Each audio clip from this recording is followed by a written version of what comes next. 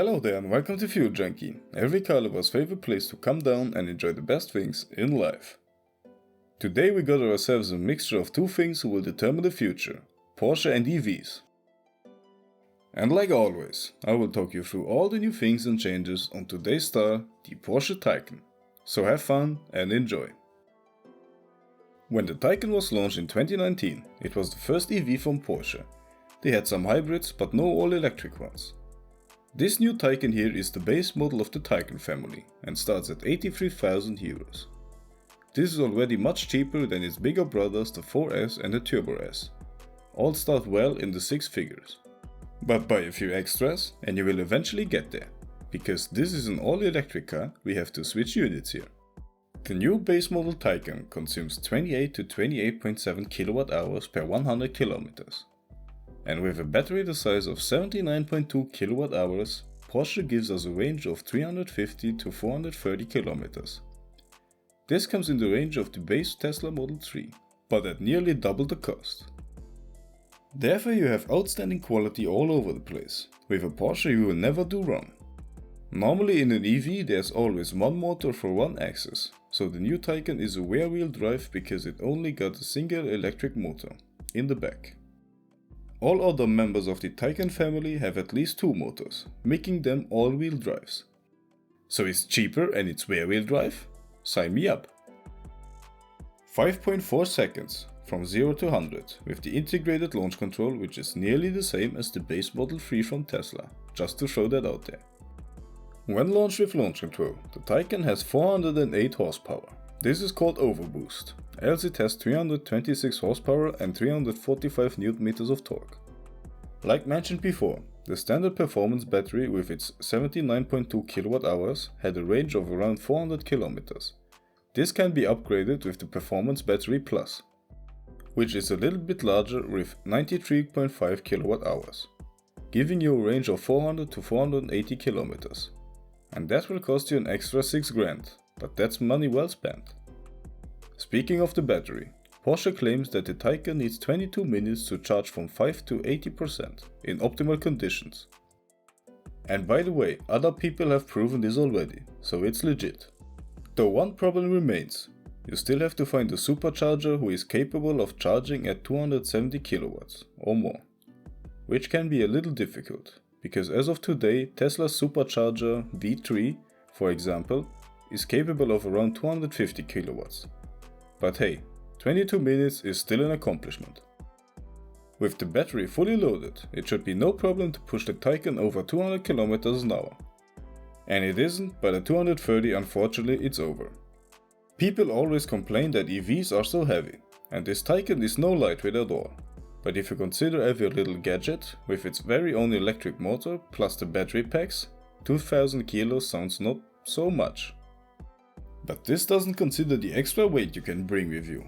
In the front trunk there's not much room, though it's enough for a small handbag.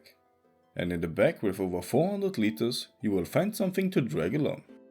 Obviously this is all new, so it comes with active safety assistance, such as lane keeping and emergency braking.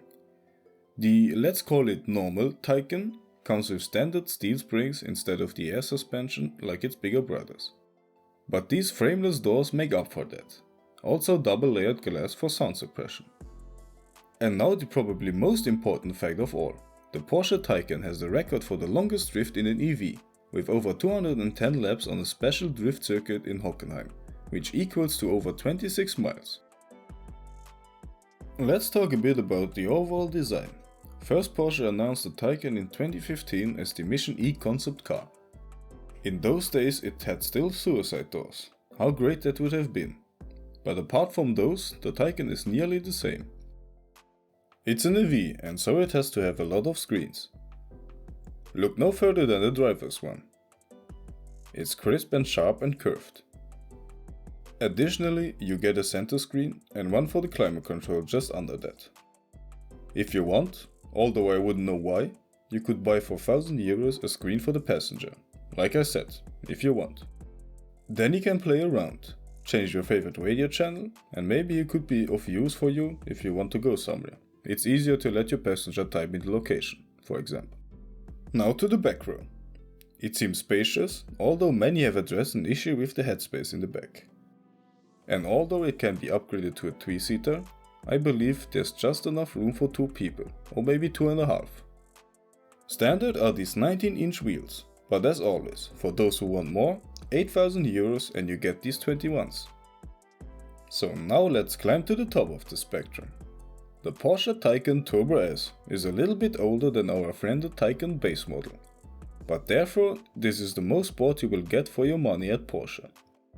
The same classic 911 style as the base Taycan, because they are all the same from the outside, 800 volt system with over 761 horsepower in overboost and 1050 Nm of torque. Just wow, never thought I would say that about a production car.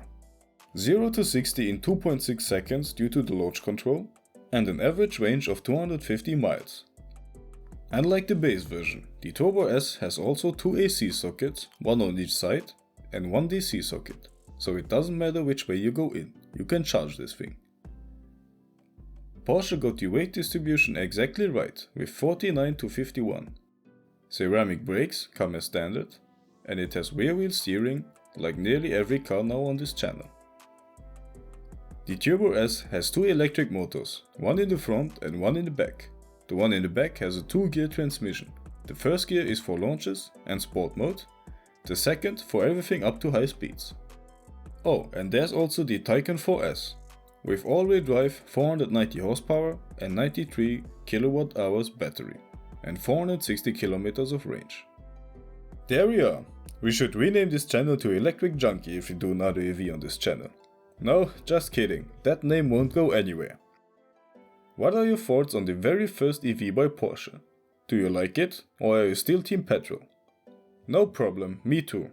Although I like these new EVs, I will drive my old gas-powered BMW for as long as possible. See you in our next video. Stay safe out there, and as always, keep it flawed.